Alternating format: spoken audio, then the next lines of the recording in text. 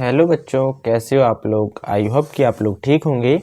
आज हम पढ़ रहे हैं MP board class 8 math chapter number 8।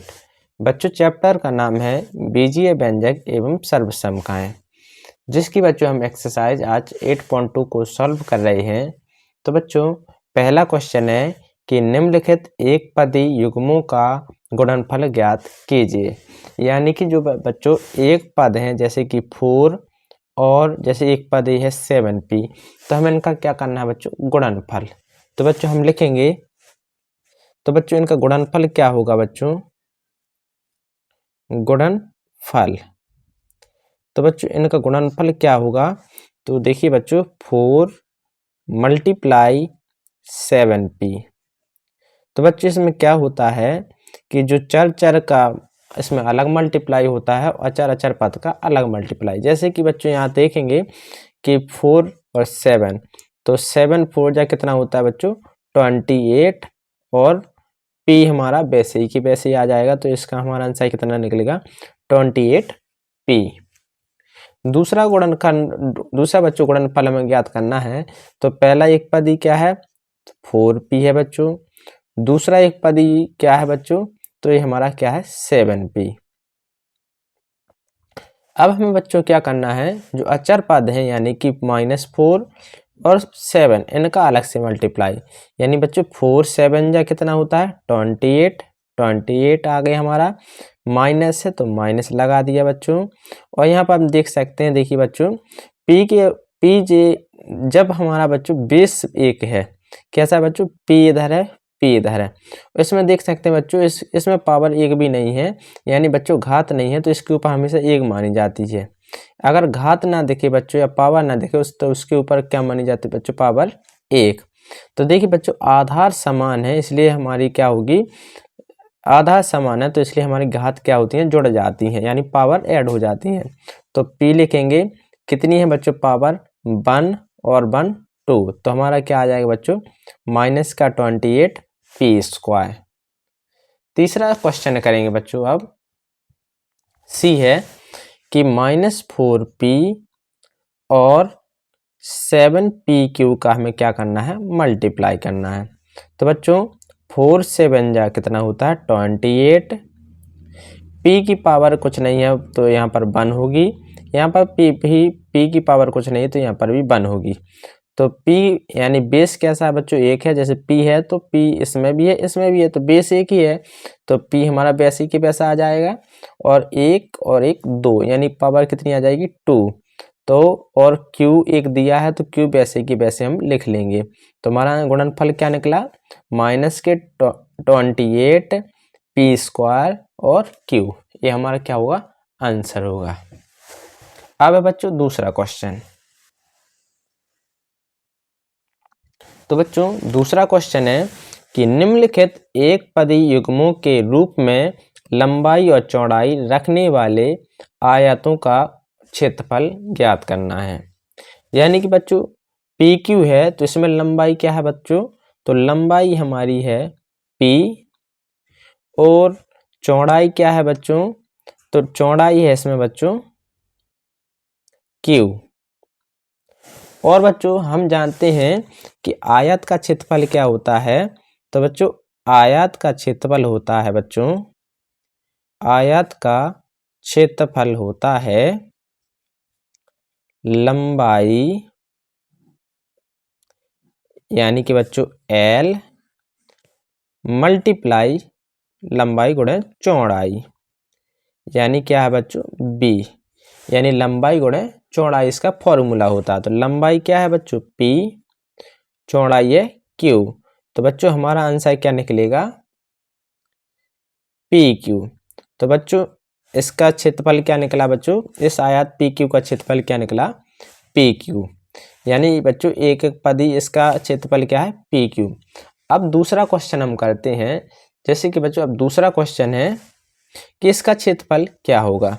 तो वैसे ही हम जानते हैं बच्चों कि आयत का क्षेत्रफल यानी कि A बराबर क्या होता है L × V, इसमें लंबाई क्या है बच्चों, तो 10m मल्टीप्लाई बेस क्या है इसमें, सॉरी बच्चों विड्थ यानी चौड़ाई क्या है, तो 5n तो देखिए बच्चों 10 5 जा 50 और 4 पद हम वैसे ही लिखेंगे mn। ये हमारा क्या आएगा बच्चों, क्षेत्रफल यानी आयत का क्षेत्रफल। तीसरा क्वेश्चन तीसरा करेंगे हम, सेकंड का तीसरा। इसमें देखिए बच्चों इसका क्षेत्रफल निकालना है। तो हम पहले ही जानते हैं कि आयत का क्षेत्रफल क्या होता है। तो आयत का क्षेत्रफल होता है लंबाई गुणे चौड़ाई।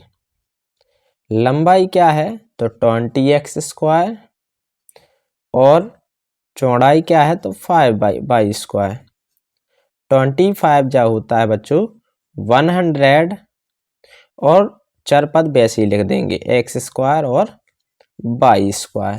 तो इसका क्षेत्रफल हमारा ये निकला 100x² y²। फोर्थ वाला क्वेश्चन है, इसमें भी हमें क्या करना है, उसका क्षेत्रफल निकालना है। तो बच्चों लेंथ यहाँ पर क्या दी है, तो लंबाई दी है यहाँ पर 4x और चौड़ाई दी गई है यहाँ पर 3x²। तो अब वैसे ही लिखेंगे हम। तो बच्चों आयत का क्षेत्रफल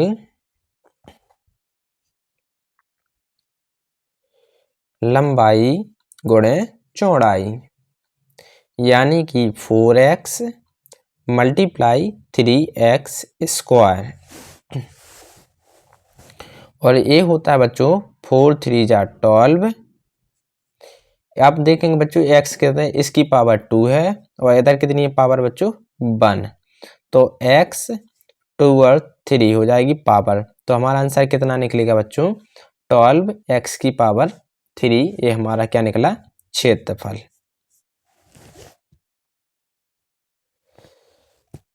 अब है बच्चों अगला क्वेश्चन। तो बच्चों तीसरा क्वेश्चन है कि ऐसे घना आकार बक्सों का आयतन ज्ञात कीजिए जिसकी लंबाई चौड़ाई और ऊंचाई क्रमशः निम्नलिखित हैं। यानी कि बच्चों ये घनाकार बक्सा है, उसकी लंबाई क्या है 5a, चौड़ाई है 3a² और ऊंचाई क्या है 7a², 7a की पावर 4। तो हमें क्या निकालना है उसका आयतन। तो बच्चों हम जानते हैं कि घनाकार बक्से का आयतन क्या होता है,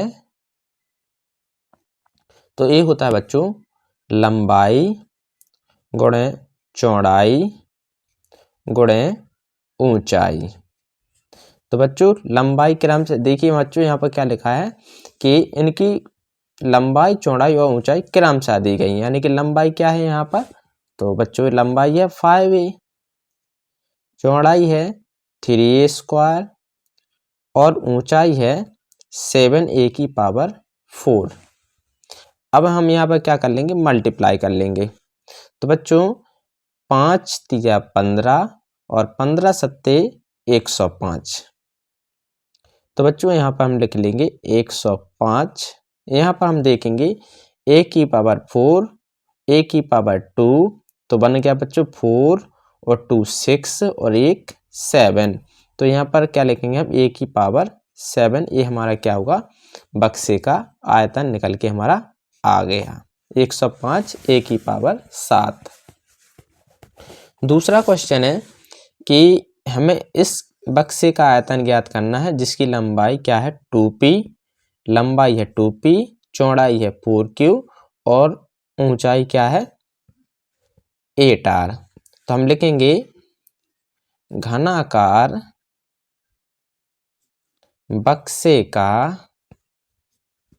क्षेत्र, बक्से का आयतन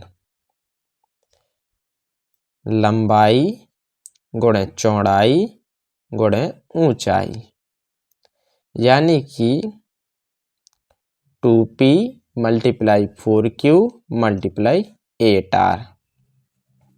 अब देखिए बच्चों 2 4 जा 8 और 8 8 जा 64 यानी 64। और यहाँ पर देखिए इनका अब अचर का तो कर लिया गुणनफल, अब करेंगे चर का। तो p q r PQR। तो हमारा आयतन क्या निकल के आया 64 PQR, ये हमारा आयतन निकल के आया घनाकार बक्से का। इसके बाद चलते हम अगला क्वेश्चन है हमारा, इसमें है कि निम्नलिखित का गुणनफल ज्ञात कीजिए। तो बच्चों हमें इनका क्या करना है गुणनफल। तो अभी क्या दिया है बच्चों xy, पहला पद क्या है बच्चों, पहला पद है xy। तो xy गुणनफल करना है तो बीच में हम क्या करेंगे मल्टीप्लाई का चिन्ह लगाएंगे गुणनफल का। दूसरा लिखा है yz, तो yz लिखेंगे। और तीसरा लिखा है पद zx, तो zx। अब यहाँ पर देखेंगे कितने x हैं, तो यहाँ पर हम देखेंगे 1x और 2x। तो x की पावर क्या होगी 2। कितने y हैं 1 y और 2 y, तो ये हो जाएगा हमारा x की पावर 2। कितने z हैं 1 और 1 2, तो ये बन जाएगा हमारा z की पावर 2 z स्क्वायर। तो हमारा आंसर क्या निकला x square plus y square plus z square, ये हमारा क्या हो जाएगा आंसर हो जाएगा। दूसरा क्वेश्चन है कि हमें इनका क्या करना है गुणनफल। तो पहला पद क्या है 2 मल्टीप्लाई, दूसरा पद है 4 बाई मल्टीप्लाई, तीसरा है बच्चों 8 बाई स्क्वायर, और बच्चों चौथा पद है 16 बाई की पावर 3 यानी बाई क्यू। हमें इनका क्या करना है तो बच्चों मल्टीप्लाई करना है। तो बच्चों अब हम मल्टीप्लाई कर लेते हैं। तो बच्चों यहाँ पर हम देखिए 2 चौके 8, 8 अठैया 64, और 64 का जैसे ही हम 16 से गुणा करेंगे तब हमारा गुणनफल आएगा 1024। अब हम देख लेंगे कि चर पद क्या है। तो बच्चों हम देखेंगे चर पद कितना है 22। तो यहाँ पर y की पावर कुछ नहीं है तो लिखेंगे 1। बेस 1 से हैं तो लिखेंगे y। अब पावर कितनी होगी 3 2 5 1 6, यानी कि बच्चों y की पावर कितनी है 6। तो हमारा आंसर क्या निकला 1024 y की पावर 6, ये हमारा क्या होगा आंसर होगा, यानी कि गुणनफल निकला। अब है बच्चों तीसरा क्वेश्चन, तो इनका हमें क्या करना है गुणनफल। तो बच्चों पहला क्या है m मल्टीप्लाई, दूसरा पद है mn मल्टीप्लाई, तीसरा पद है mn और p। तो हमें इनका क्या करना है गुणनफल। तो हम देखेंगे कितने हैं 1m 2m और 3m। तो बच्चों हम लिखेंगे 3 की m की पावर 3। कितने n है दे देखेंगे 1n 2n, तो n की पावर 2। कितने p हैं तो बच्चों 1 p, तो ये हमारा वैसे की वैसा आएगा। और इसमें माइनस कितने हैं 1, तो बच्चों प्लस माइनस प्लस, यानी आंसर आएगा किसमें माइनस का। तो इस प्रकार से हमारा क्या होगा इसका गुणनफल कितना निकलेगा -m की पावर 3 n स्क्वायर और p। इस सवाल का गुणनफल रहेगा। तो बच्चों अगर आपको ये वीडियो अच्छी लगी हो तो प्लीज़ लाइक एंड सब्सक्राइब करना ना भूलें। Thank you.